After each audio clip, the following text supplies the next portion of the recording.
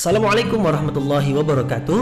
Mari klik subscribe di channel ini dan aktifkan tanda loncengnya untuk mendapatkan update pemberitahuan di video berikutnya.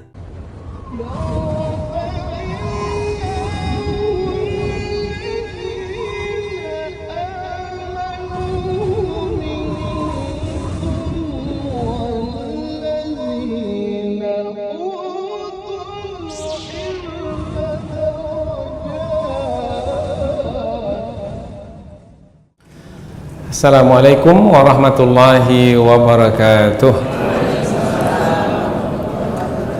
Alhamdulillahi rabbil alamin wa bihi nasta'in ala umurid dunya waddin, nasta'inu wa nastaghfiruh wa na'udzu billahi min shururi anfusina wa min sayyiati a'malina. Faman yahdihillahu fala mudilla lahu wa man yudlil fala hadiya lahu. أشهد أن لا إله إلا الله وحده لا شريك له وأشهد أن محمدا عبده ورسوله لا نبي بعده أما بعد. Kita bersyukur kepada Allah Subhanahu wa taala yang masih melimpahkan rahmat dan nikmat-Nya. Kita bersyukur dengan mengucapkan alhamdulillahi rabbil alamin. Kemudian tidak lupa pula bersolawat kepada Rasulullah dengan ucapan Allahumma salli ala Sayyidina Muhammad wa ala ali Sayyidina Muhammad, dan bersalam kepada Rasulullah dengan mengucapkan Assalamu alayka ya Rasulullah. Alhamdulillah kita dapat kembali meneruskan pengajian tafsir ayat-ayat suci Al-Quran yang insyaAllah kita akan teruskan kepada surah Al-Hijr. Sebelum ini selesai kita menafsirkan surah Ibrahim, dan sekarang kita lanjutkan pula ke surah Al-Hijr. Surah Al-Hijr berjumlah 99 ayat. Surah Al-Hijr ayat-ayatnya turun di kota Mekah, karena Rasulullah pertama kali berada di kota Mekah, kemudian selepas itu berhijrah ke kota Madinah. Maka ada istilah ayat-ayat yang turun di kota Mekah namanya Makkiyah, dan ayat-ayat yang turun di kota Madinah namanya Madaniyah. Nah, ayat-ayat yang turun di kota Mekah biasanya menerangkan tentang akidah, tentang keimanan, yaitu tentang ketuhanan Allah Subhanahu wa taala, Allah sebagai Tuhan yang Maha Esa. Kemudian juga tentang malaikat, tentang kitab suci, tentang rasul-rasul yang diutus, tentang hari akhirat, hari pembalasan, tentang qada dan qadar. Nah, nanti kita akan mendapati banyak perkara yang berkaitan dengan akidah di surah Al-Hijr. Kemudian di surah Al-Hijr, apabila kita perhatikan, permulaannya hampir sama dengan surah Ibrahim, yaitu dimulai dengan pemberitahuan tentang Al-Quran. Apabila di surah Ibrahim di awalnya diterangkan tentang Al-Quran yang diturunkan kepada Rasulullah Sallallahu Alaihi Wasallam, adalah supaya Rasulullah dengan Al-Quran itu mengeluarkan manusia dari kegelapan kepada cahaya. Nah, begitu juga di awal surah Ibrahim, Allah Subhanahu wa taala menerangkan bahwasanya Al-Quran itu adalah kitab suci yang sempurna. Kemudian Al-Quran sebagai firman Allah yang menjelaskan segala sesuatu dengan terang. Nah, jadi sama-sama awal surah Al-Hijr ini menerangkan tentang Al-Quran, dan Al-Quran adalah kitab suci. Salah satu dari rukun iman yang 6 itu adalah percaya kepada kitab suci. Di dalam surah Al-Hijr juga diterangkan tentang hari pembalasan, hari akhirat. Nanti orang-orang kafir di hari akhirat menyesal. Menyesal mengapa dahulu ketika di dunia tidak beragama Islam, mengapa mereka tidak beriman dahulu. Tetapi mereka menyesal di masa mereka disiksa oleh Allah di dalam api neraka. Maka masa itu adalah masa yang tidak ada guna penyesalan, penyesalan yang terlambat. Di dalam surah Al-Hijr ini juga diterangkan tentang tanda-tanda kekuasaan Allah, yang di langit ada bintang-bintang, matahari, bulan, benda-benda angkasa. Itu adalah tanda kekuasaan Allah. Semua beredar di garis edarnya dan tidak ada yang berlanggar, teratur rapi, padahal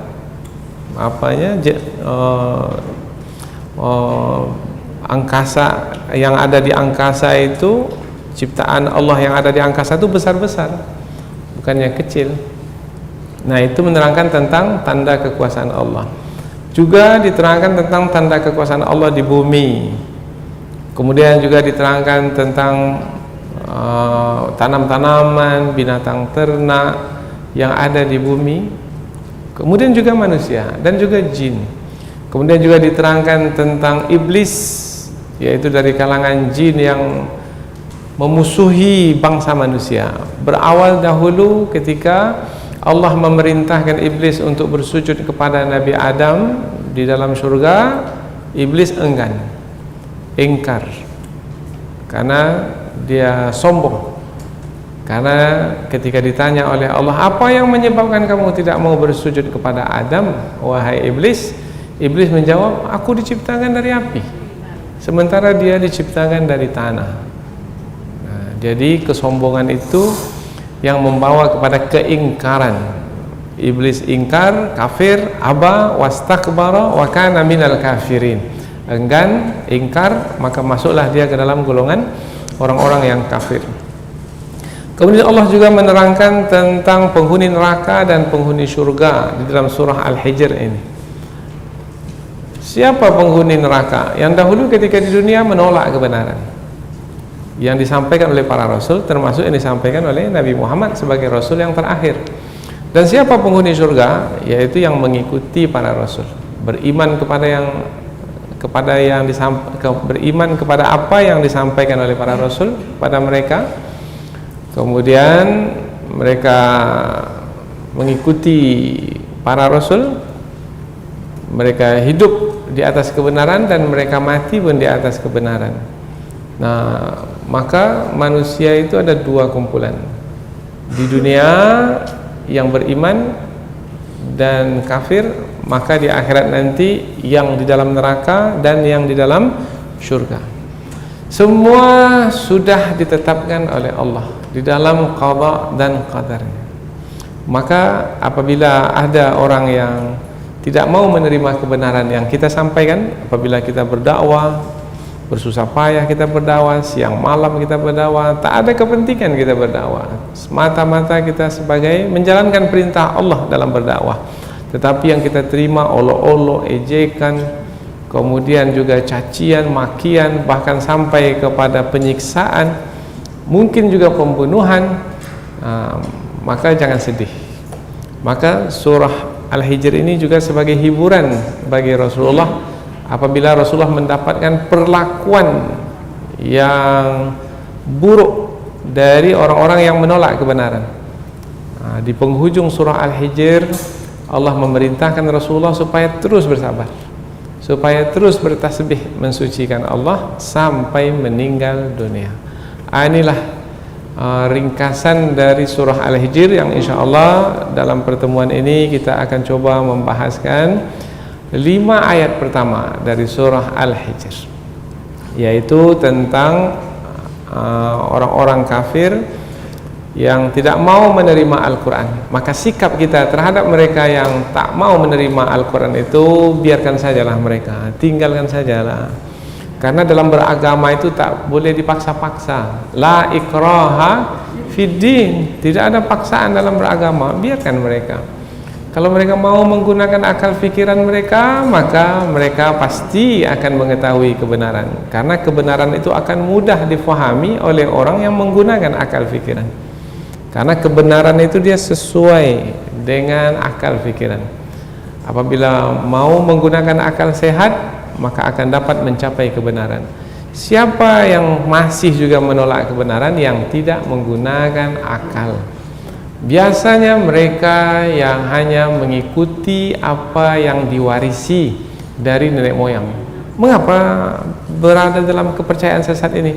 Ayah mak saya dulu dalam kepercayaan ini, dari dulu lagi kami dalam kepercayaan ini, maka sekarang pun kami tetap dalam kepercayaan ini karena kami mewarisinya dari nenek moyang kami.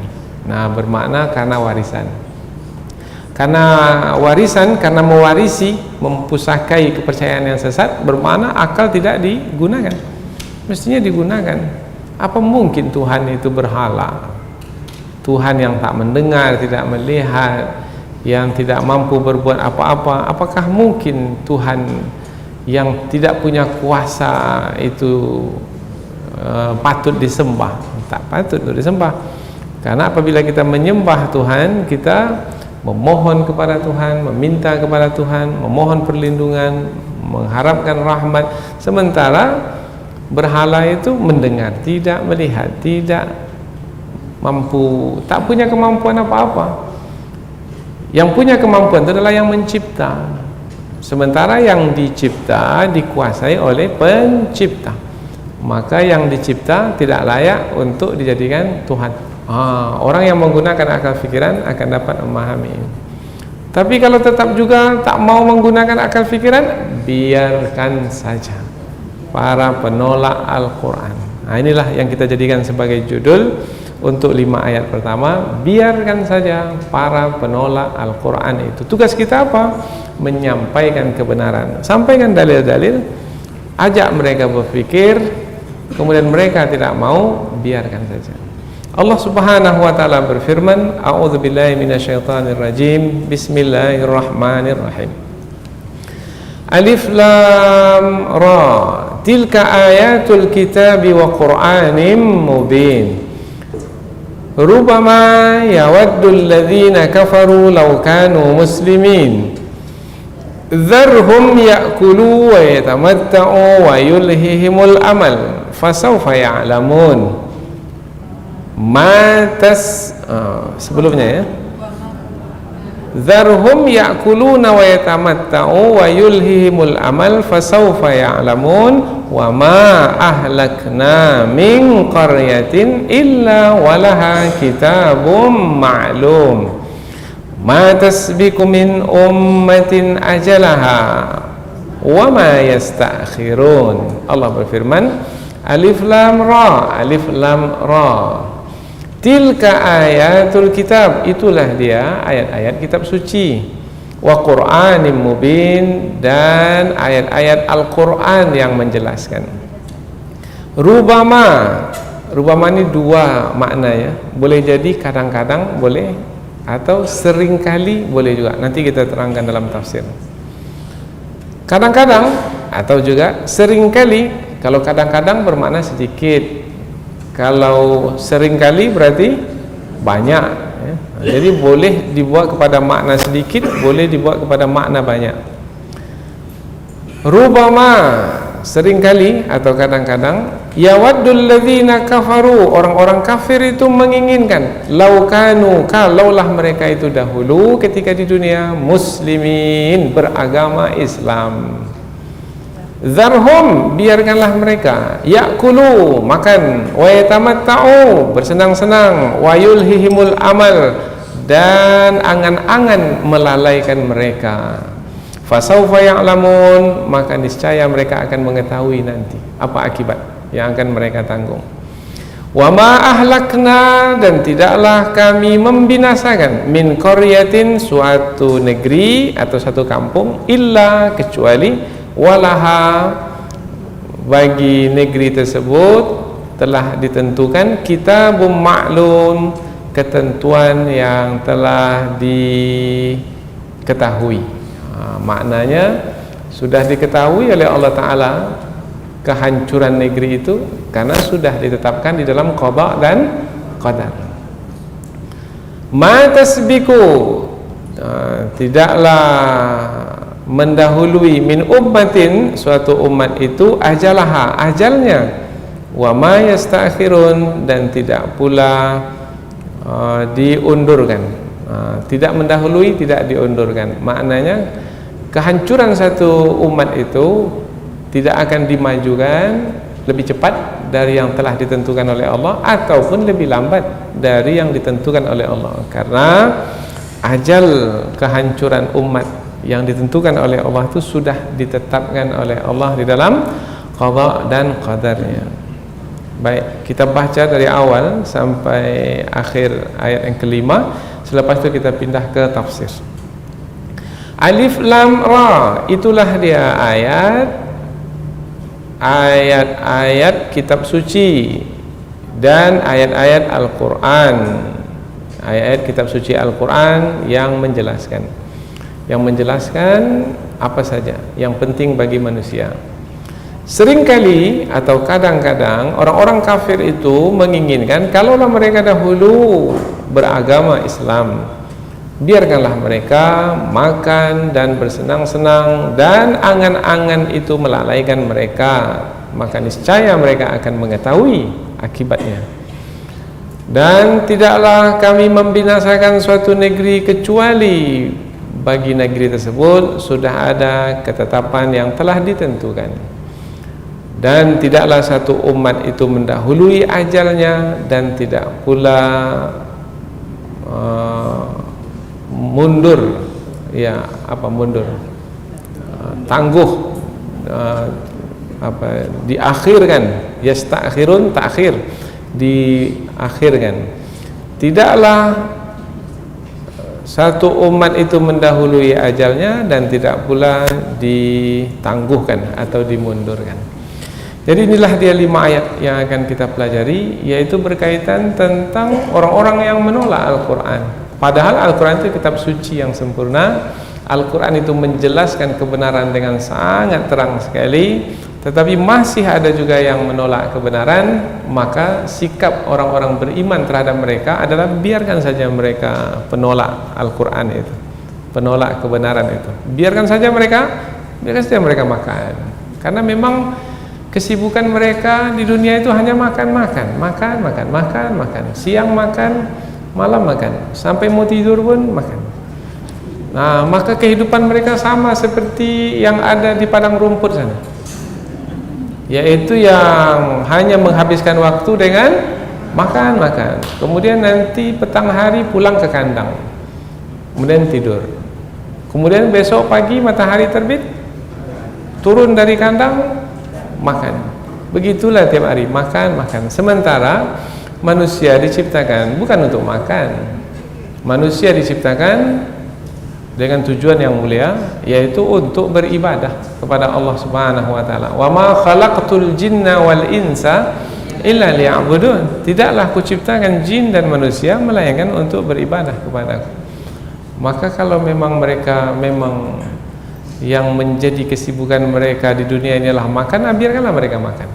Kemudian biarkan mereka tamatta'u, bersenang-senang. Mereka bersenang-senang dengan harta benda yang mereka miliki, pergi ke sana, pergi kemari. Kemudian mereka duduk bersama-sama dengan ahli keluarga, mungkin juga dengan pelayan-pelayan, pembantu-pembantu mereka. Biarkan mereka bersenang-senang dengan apa yang mereka miliki. Kemudian satu lagi, biarkan mereka berangan-angan tuh, mereka ingin mencapai apa saja yang mereka inginkan. Sudah satu mau satu lagi. Dalam hadis Nabi, andaikan mereka memiliki 2 lembah, yang lembah itu penuh dengan emas, mereka akan inginkan lagi lembah yang ketiga untuk hidup mereka. Padahal 2 lembah emas itu pun sudah berlebih untuk hidup sampai mati, sampai 7 keturunan. Tapi mereka tetap juga ingin mengumpulkan harta sebanyak-banyaknya. Biarkanlah mereka dilalaikan oleh angan-angan mereka. Mereka nanti pasti akan tahu akibat dari kesibukan mereka itu. Kemudian Allah juga mengingatkan bahwasanya orang-orang kafir itu sampai kepada menantang. Menantang itu maknanya meminta kepada Rasul, kalau memang ya kami ini dalam kesesatan, kami ini sampai hari ini belum ada lagi binasa. Karena mereka diberitahu bahwasanya kaum-kaum dahulu yang berada dalam kesesatan dibinasakan oleh Allah. Kalau mereka memang juga dalam kesesatan, mana kebinasaan itu? Sampai hari ini kami tak binasa. Jadi mereka menantang. Kalau memang ya kami ini sesat, salah, maka mengapa sampai hari ini kami tidak binasa? Maka diberitahukan kepada mereka bahwasanya yang menetapkan kebinasaan itu adalah Allah.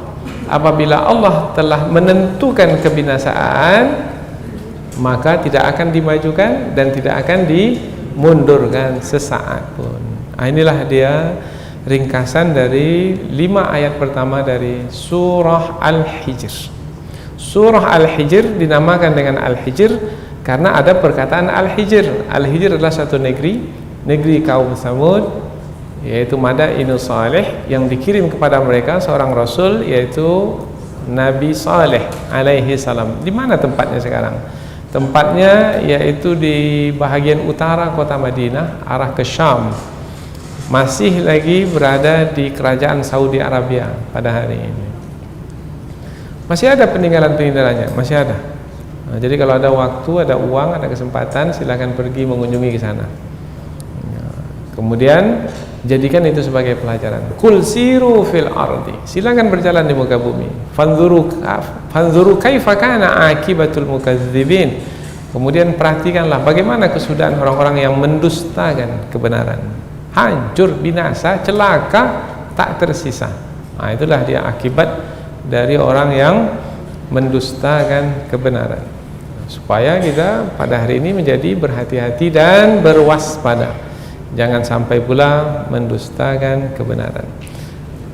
Maknanya yang benar benarkan, yang salah salahkan, yang halal halalkan, yang haram haramkan. Teman jadikan teman, musuh jadikan musuh. Jangan sebaliknya. Musuh ditemani, dijadikan teman, teman pula dimusuhi, dijadikan musuh. Itu namanya tidak mengikuti petunjuk, mendustakan kebenaran, berpaling dari kebenaran. Maka kehidupan yang sengsara di dunia ini dan di akhirat. Wa man a'rada an dzikri fa inna lahu ma'isyatan dhanka. Siapa yang berpaling dari petunjukku, maka baginya kehidupan yang sengsara di dunia ini dan di akhirat nanti. Kalau di akhirat pasti wa nahsyuruhu yaumal qiyamati a'ma, dan kami bangkitkan dia di akhir akhirat dalam keadaan buta. Maka berkatalah si buta yang malang ini, Rabbi lima hasyartani a'ma, wahai Tuhanku, mengapa engkau bangkitkan aku dalam keadaan buta? Wa qad kuntu basira, dahulu kan di dunia aku bisa melihat, mengapa sekarang pula aku dibangkitkan buta? Kadzalika atatka ayatuna fanasitaha wa kadzalika al-yauma tunsa. Dahulu kamu memang melihat ketika di dunia, tetapi kamu tak melihat tanda kekuasaanku, tak melihat kebenaran yang telah kutunjukkan melalui Rasul yang kuutuskan kepadamu. Kamu butakan matamu, bukan mata kepala, mata hatimu, maka pada hari ini kamu pun dibutakan. Itu balasan nanti di hari akhirat. Maka dengan belajar ini membuat kita menjadi insyaallah lebih berhati-hati, lebih berwaspada. Mudah-mudahan bertambah ayat yang kita kaji ini, bertambah iman kita, bertambah teguh keyakinan kita, sehingga kita menjadi orang-orang yang tetap istiqamah di atas kebenaran. Dan mudah-mudahan seperti inilah terus sampai kita meninggal dunia. Surah Al-Hijr ayat yang pertama dimulai dengan Alif Lam Ra. Biasa kita jumpa ini, sudah berapa kali kita sampaikan bahwasanya perkataan Alif Lam Ra ini adalah huruf yang terputus-putus.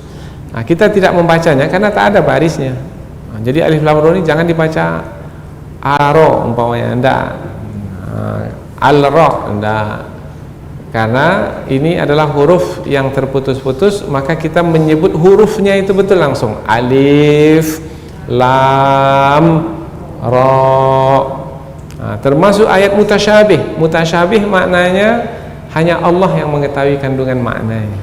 Nah, tapi ada juga ulama tafsir yang mencari-cari maknanya, yaitu alif Allah umpamanya, lam malaikat Jibril umpamanya.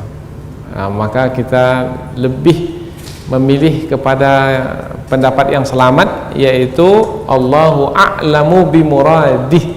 Hanya Allah lah yang tahu apa maksud dari Alif Lam Ra ini. Tapi pernah kita menyampaikan bahwasanya Alif Lam Ra ini adalah huruf-huruf yang diletakkan di pangkal ayat sebagai menantang orang-orang Arab. Penjelasannya adalah, wahai orang-orang Arab, kamu bercakap dengan bahasa Arab, yang bahasa Arab itu terdiri dari huruf-huruf alif, huruf lam, huruf ra, huruf mim, huruf waw, huruf ya, huruf sin.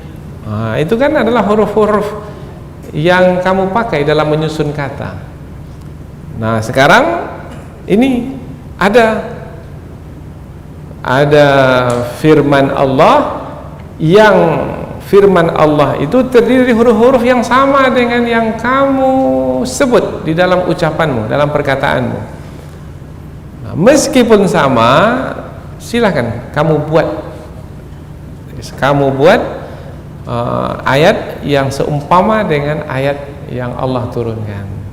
Memang dengan huruf yang sama, tetapi kamu tak mampu untuk mendatangkan yang seumpama dengannya. Jadi namanya ini huruf yang terputus ini huruf menantang mereka.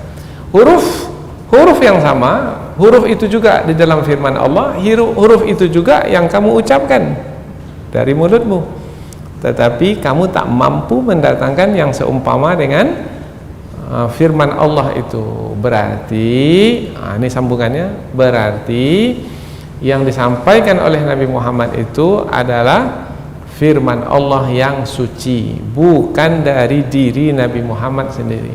Wa in kuntum fi raibim mimma nazzalna ala abdina, jika kamu ragu terhadap apa yang kami turunkan kepada hamba kami, fa'tu bisuratim min mithlih, datangkan satu surat yang seumpama dengan Al-Quran itu. Fa illam taf'alu, jika kamu tak mampu, walan taf'alu, dan sekali-kali kamu tak akan pernah mampu selama-lamanya.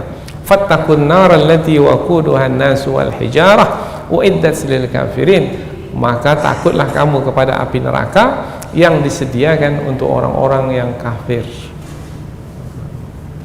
Maka ayat itu ayat yang menjelaskan bahwasanya firman Allah memang berbahasa Arab dengan huruf-huruf Arab yang dipakai oleh bangsa Arab, tetapi bangsa Arab sendiri tak mampu untuk mendatangkan yang seumpama dengan Al-Quran meskipun satu surah pendek sekalipun. Ini pangkal surah, pangkal ayat.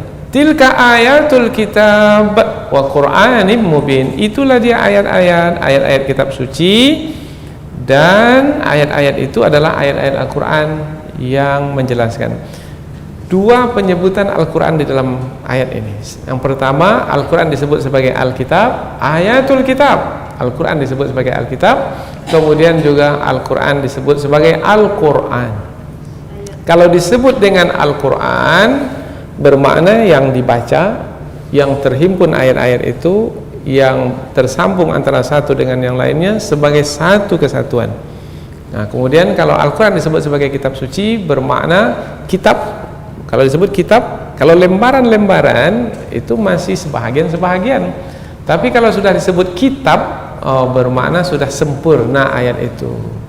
Yaitu sekarang ini kitab suci Al-Quran sudah sempurna, sudah tertulis dalam satu mushaf yang mulai dari surah Al-Fatihah sampai surah An-Nas. Itu dia ayat-ayat kitab suci yang sudah sempurna, dan itu dia ayat-ayat Al-Quran yang sudah terkumpul dan satu kesatuan antara satu dengan yang lainnya, saling berkaitan, dan kandungan ayat-ayat Al-Quran itu menjelaskan apa? Menjelaskan kebenaran apa yang paling penting yang dijelaskan oleh Al-Quran? Allah sebagai Tuhan yang Maha Esa.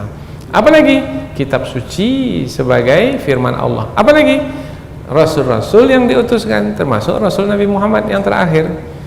Apalagi hari akhirat, hari pembalasan, yang berkaitan dengan rukun iman. Kemudian juga berkaitan dengan ibadah, muamalah, dan ma farratna fil kitabi min syai'. Rasanya kalau kita lihat kehidupan kita, tidak ada yang tidak disebutkan di dalam Al-Quran. Semua disebutkan. Dan kalau penting itu disebutkan dengan terperinci. Umpamanya tentang berumah tangga, itu penting sekali. Itu disebutkan dengan terperinci. Bagaimana memilih pasangan. Jangan tengok bentuk rupanya saja kemudian langsung oke, langsung setuju. Enggak. Lihat agamanya, meskipun bentuk rupanya bagus, cantik jelita, tampan, gagah, tetapi kalau tidak beriman maka tidak boleh dinikahi, tak boleh dinikahkan. Itu jelas itu dalam Al-Quran. Dapat pasangan yang beriman. Apabila sudah dapat pasangan yang beriman, bagaimana pula berumah tangga, bersuami istri itu bagaimana? Kemudian mengandung, bagaimana mengandung, melahirkan anak, membesarkan anak, mendidik anak, nasihat kepada anak, dan seterusnya. Terperinci sekali yang berkaitan dengan rumah tangga. Begitu juga dalam ekonomi. Silakan lihatlah Al-Quran ini. Semakin hari kita pelajari Al-Quran ini, semakin nampak bahwasanya tidak ada satu pun bahagian kehidupan yang tidak disebut di dalam Al-Quran. Maka Al-Quran disebut mubin. Dalam ayat ini, wa Qur'anim mubin, dan Quran yang menjelaskan segala sesuatu tentang kehidupan kita. Maka beruntung kita memiliki Al-Quran. Macam mana nasib bangsa atau umat, masyarakat yang tak ada kitab suci pada mereka? Maka pastilah mereka menjalani hidup adalah dengan suka-suka mereka saja. Apa yang mereka ingin buat, mereka buat. Dan belum tentu lagi yang mereka ingin buat itu adalah yang baik, yang terbaik bagi hidup mereka. Tapi kalau Allah yang menyebutnya, pasti itu adalah yang terbaik. Kemudian kalau kita belajar bahasa Arab, pasti kita akan melihat ini ayatul kitab, Alkitabnya pakai alif lam. Kemudian wa Qur'anin, mestinya wal Qur'an pakai alif lam juga. Mengapa untuk Alkitab pakai alif lam, kemudian wa Qur'an tidak pakai alif lam? Maka Qur'an tidak pakai alif lam ini di dalam kaidah tafsir disebut litafkhim, untuk menerangkan keagungan Al-Quran itu. Nah, untuk menerangkan keagungan itu dihilangkan alif lamnya. Itu kaidah di dalam memahami. Jadi dalam mempelajari tafsir ini mesti pandai bahasa Arab, mesti menguasai bahasa Arab. Kemudian bukan hanya menguasai bahasa Arab, mesti juga memiliki ilmu-ilmu Al-Quran, kaidah-kaidah tafsir, sehingga kita tepat di dalam memahami ayat-ayat Al-Quran. Rubama yawaddul ladzina kafaru law kanu muslimin. Seringkali orang-orang kafir itu ingin kalaulah mereka itu dahulu beragama Islam. Ini gimana memahami ayat ini? Di antara tafsiran para ulama, ayat ini menerangkan tentang orang-orang kafir itu ketika berada di dalam neraka. Nah, ini baru memudah memahaminya. Orang-orang kafir dalam neraka. Kemudian juga bersama orang kafir itu ada juga orang-orang Islam dalam neraka. Siapa orang Islam yang di dalam neraka itu? Yang bermaksiat dahulu ketika dunia. Ada orang Islam tapi dia berzina, dia mencuri, dia memutuskan silaturahim, maka dia dimasukkan dalam neraka. Berarti bersama dengan orang-orang kafir dalam neraka. Ya, bersama orang-orang kafir dalam neraka. Tetapi orang kafir itu kekal dalam neraka selama-lamanya, dan orang Islam apabila sudah disiksa di dalam neraka, maka mereka akan dikeluarkan dari neraka dan dimasukkan ke dalam surga. Nah, ketika orang-orang Islam dikeluarkan dari neraka dan dimasukkan dalam surga, orang-orang kafir melihat mereka itu dipindahkan ke dalam surga, kita masih tetap dalam neraka. Maka ini ayatnya ini, seringkali orang-orang kafir itu kalaulah mereka, seringkali orang-orang kafir itu menginginkan kalaulah mereka itu dahulu orang-orang Islam ketika di dunia, tentulah mereka akan dibawa pula lah ke surga. Jadi ayat ini menerangkan tentang peristiwa yang akan terjadi nanti di hari akhirat di dalam neraka. Seringkali berarti kan banyak. Mungkin hari ini sebahagian dimasukkan ke dalam surga, dia tengok masuk surga, kita masih juga dalam neraka ini, kata orang-orang kafir itu. Maka seringkali bermakna berkali-kali. Tapi ada pula terjemahan tadi kadang-kadang, karena kata rubama itu boleh dipakaikan kepada seringkali, boleh juga dipakai kepada kadang-kadang. Apa pula tafsirannya kalau kadang-kadang? Berarti tak seringlah mereka itu berkeinginan kalaulah dahulu mereka di dunia beragama Islam. Kadang-kadang, ya kadang-kadang mereka berkeinginan. Mengapa kadang-kadang tidak sering? Sebab mereka sudah sibuk dengan siksaan yang mereka tanggung. Karena sibuk ya, maka tidak sering lagi berkeinginan. Kadang-kadang saja berkeinginan. Karena kesibukan. Karena kesibukan, maka keinginan itu menjadi hanya tidak berkali-kali lagi, hanya kadang-kadang saja berkeinginan. Oh, jadi dua-duanya itu menerangkan dahsyatnya siksaan yang mereka tanggung, ya, menerangkan dahsyatnya. Seringkali mereka berkeinginan, menerangkan dahsyatnya juga. Apa sebab? Sebab setiap kali mereka melihat orang-orang Islam dikeluarkan dari neraka, dimasukkan ke surga, timbul penyesalan. Dan penyesalan itu adalah bentuk siksaan. Jadi bentuk-bentuk siksaan itu banyak. Di antara bentuk siksaan itu adalah penyesalan. Banyak di antara kita ini yang sudah umpamanya apa yang berlalu itu tidak dia inginkan berlaku, tapi dia sudah berlaku dan sudah berlalu. Kemudian dia menyesal. Sudah 5-10 tahun yang lalu berlalu, tetapi menyesalnya sampai hari ini. Dulu ceria, tetapi setelah kejadian itu muram saja mukanya, masam saja mukanya. Diajak bercakap, jawab satu patah kata. Kita tanya 5, dijawabnya 1. Apa sebab? Sebab dia sudah merasakan hambar dunia ini. Karena teringat terus apa yang dia lakukan dahulu, kesalahan yang sepatutnya tidak dia lakukan. Sekarang menyesal itu bahagian dari siksaan. Jadi kalau ada orang yang sudah lupa kesalahannya yang lama, nah sekarang ceria dia karena dia lupa kesalahannya itu. Nah, itu adalah cara Allah Subhanahu wa taala untuk membahagiakan dia.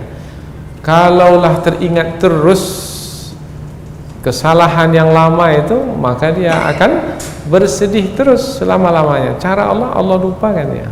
Nah, jadi lupa dari Allah itu ada kalanya adalah rahmat dari sisi Allah, sehingga kita bisa tertawa. Karena kalau orang tetap sedih, bisa tertawa enggak orang sedih? Enggak. Kalaupun nampak juga tertawa, sumbing senyumannya itu. Tak penuh senyumannya itu. Ke kiri agaknya pindah sedikit. Nah, apa sebab? Sebab tidak dari hatinya. Nah, jadi penyesalan itu adalah bahagian dari siksaan. Maka sering kali menyesal menerangkan tentang siksaan yang dahsyat.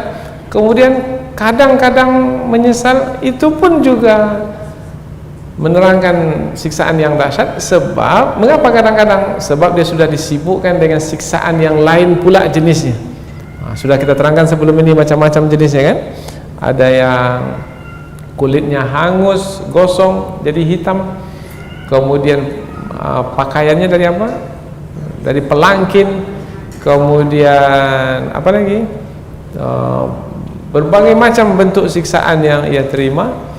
Itu adalah menerangkan tentang azab yang dahsyat di dalam neraka. Orang-orang yang tadinya di dalam neraka jahanam, kemudian dia masuk ke dalam surga, maka di dalam surga itu dia diberi gelar. Gelarnya adalah Juhannamiyun, yaitu orang-orang yang berasal dari jahanam. Maka kalau tak mau gelar seperti itu, jangan singgah ke neraka.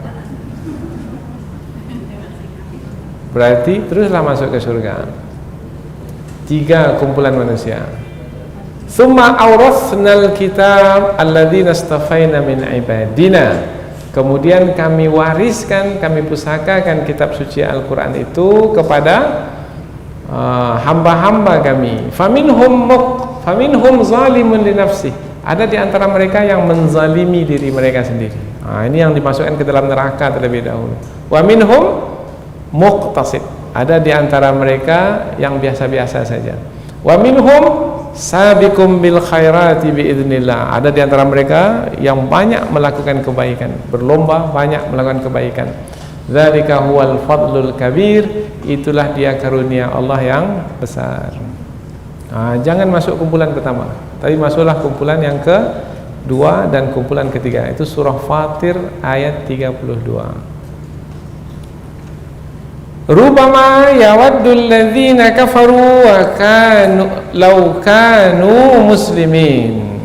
Kadang-kadang atau seringkali orang-orang kafir itu menginginkan kalaulah mereka itu dahulu beragama Islam. Tapi ada juga ulama tafsir menyebutkan maknanya ini bukan menerangkan peristiwa di neraka, enggak, tapi menerangkan tentang peristiwa ketika orang kafir itu akan mati. Nah, ketika orang kafir itu akan mati, maka mereka ketika itu menginginkan kalaulah dahulu ketika masih hidup mereka itu beragama Islam. Tapi kalau sudah dekat mati, macam mana pula lagi? Siapa yang ketika matinya mengaku dia sebagai orang yang beriman dan beragama Islam, tapi Allah tak pedulikan, Allah benamkan juga dia ke dalam laut itu. Fir'aun.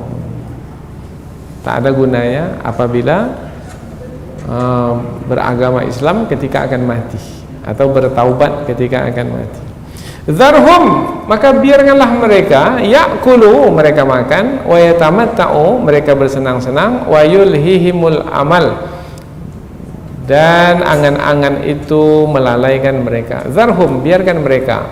Kalau sudah kita sampaikan kebenaran, kita sudah seru mereka ke jalan yang benar, kita sudah sampaikan dakwah kepada mereka, mereka tetap juga dengan keangkuhan dan kesombongan mereka tetap juga memilih kesesatan, menolak kebenaran, biarkan mereka ya'kulu, mereka makan. Mengapa dikatakan pula makan? Karena orang yang tujuan hidupnya tidak beribadah kepada Allah biasanya akan menghabiskan masanya untuk apa? Untuk makan. Makan berjam-jam di meja makan. Tapi kalau solat 3 menit pun dah terasa beban. Tapi kalau di meja makan 2 jam, 3 jam. Sudah habis satu hidangan, ganti hidangan berikutnya, ganti lagi, begitu terus. Karena memang ingin menikmati kesenangan dunia itu dengan makan. Karena memang ingin menikmati kesenangan dunia dengan yatamatta'u, bersenang-senang. Nah, bersenang-senang ini mendapatkan manfaat dari apa saja? Dari harta, mendapatkan manfaat dari harta. Bersenang-senang dengan kendaraannya, bersenang-senang dengan pergi jalan ke sana kemari, bersenang-senang dengan anak keluarga, bersenang-senang dengan teman sahabat. Yatamatta'u, bersenang-senang, bersukaria. Wa yulhihimul amal, dan melalaikan mereka angan-angan. Angan-angan itu berkeinginan untuk mendapatkan sesuatu. Berkeinginan. Kita ini semakin tua, apakah semakin berkurang kita berkeinginan? Enggak. Semakin tua, semakin menjadi-jadi berkeinginan. Betul. Apa sebab? Hadis Nabi, riwayat Imam Muslim. Yahrimu binu Adam, anak Adam itu dia menjadi tua apabila anak Adam itu beranjak dia ke usia lebih tua. Tashibbu min husnatani, usianya beranjak tua, tetapi ada 2 keinginannya yang tetap seperti orang muda. Itu hadis Nabi. Yang pertama adalah al-hirsu 'alal mal, al-hirsu 'alal mal, menjaga, memelihara harta. Kalau bisa tak berkurang. Kalau bisa bertambah, itulah yang diinginkannya. Al-hirsu 'alal mal. Dan satu lagi adalah al-hirsu 'alal umr, ingin umurnya panjang. 2 itulah yang dijaga. Di dalam hadis riwayat Imam Ahmad pula, tadi yang pertama menjaga apa tadi? Menjaga harta. Dan yang kedua di dalam riwayat Imam Ahmad adalah berangan-angan. Kalaulah saya kembali bekerja seperti dulu, sekarang dah pensiun. Nah, untuk apa berangan-angan seperti itu? Mungkinkah kita akan bekerja lagi? Tidak, jalani aja lah hidup menjelang kematian itu. Tapi kalaulah saya bisa seperti dahulu, membawa kendaraan kembali, saya akan jelajahi Pulau Sumatera ini dari utara sampai selatan. Sudah tua sekarang ini, duduk 2-3 menit aja dah sakit pinggang. Gimana mau duduk berjam-jam? Itu adalah al-amal. Ada keinginan seperti itu, ada, meskipun sudah tua. Ya, apa sebab? Badan itu tua, tapi keinginan itu tetap muda. Maka di situ apabila tidak punya bekal keimanan, maka nanti akan terbeban dengan dua itu, akan tersiksa dengan yang dua itu, yaitu cinta kepada harta, dan satu lagi ingin umur lebih panjang lagi. Apa maknanya tersiksa dengan umur lebih panjang lagi? Sedikit aja sakit badan itu, itu udah mengeluh, aduh matilah mungkin saya kira-kira. Nah, kalau mati saya macam mana? Ya, tak perlu difikirkan. Kalau mati dah mati dah. Apa lagi? Yang perlu difikirkan apa bekal saya kalau saya mati. Boleh mikiran itu. Tetapi dari bahasa yang kita dengar tidak seperti itu. Matilah saya lagi ini. Nah, orang yang usianya semakin tua tetapi jiwanya tetap muda kepada dua, yaitu kepada harta yang dia jaga, kemudian kepada umur yang ingin lebih panjang. Fasawfa ya'lamun, maka mereka akan mengetahui akibat dari perbuatan mereka, yaitu yang hanya menghabiskan waktu dengan makan, bersenang-senang, kemudian berangan-angan.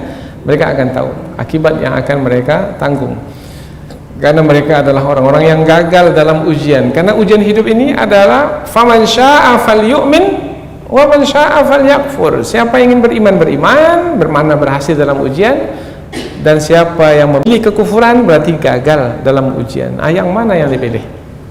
Silahkan, nanti akan mengetahui akibat dari apa yang dipilih itu.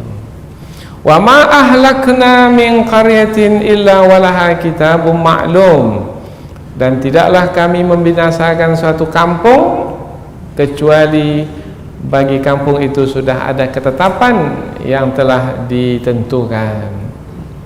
Ayat ini baru difahami apabila memahaminya dengan satu pendahuluan. Pendahuluannya adalah ada penduduk satu negeri itu yang masih lagi hidup dalam keadaan baik-baik saja, padahal mereka berada dalam kekufuran. Kemudian disampaikan kepada mereka kebenaran, Rasul diutus kepada mereka menyampaikan kebenaran. Kemudian diancamkan kepada mereka, kalau mereka tidak mau menerima kebenaran, kalau mereka menolak kebenaran, maka mereka akan dibinasakan oleh Allah. Allah akan menetapkan kebinasaan ke atas mereka, ke atas negeri mereka, seperti dibinasakannya dahulu kaum Ad, kaum Samud, dan kaum-kaum yang dahulu melakukan kejahatan. Fa ahlaknahum bidzunubihim, kami binasakan mereka disebabkan karena dosa-dosa mereka. Tapi ada satu negeri itu, kalau ayat ini diturunkan di kota Mekah, maka boleh jadi penduduk negeri yang dimaksud adalah penduduk negeri Mekah. Wahai Muhammad, kamu menyampaikan kebenaran, kemudian kamu menyampaikan ancaman bahwasanya negeri ini akan dibinasakan kalau masih menyembah berhala di dalam kemusyrikan, kekufuran. Mana dia kebinasaan itu? Buktinya kami sampai hari ini baik-baik saja. Maka ayat ini mengatakan, dan tidaklah kami membinasakan satu negeri kecuali bagi negeri itu sudah ada ketentuan yang telah ditetapkan.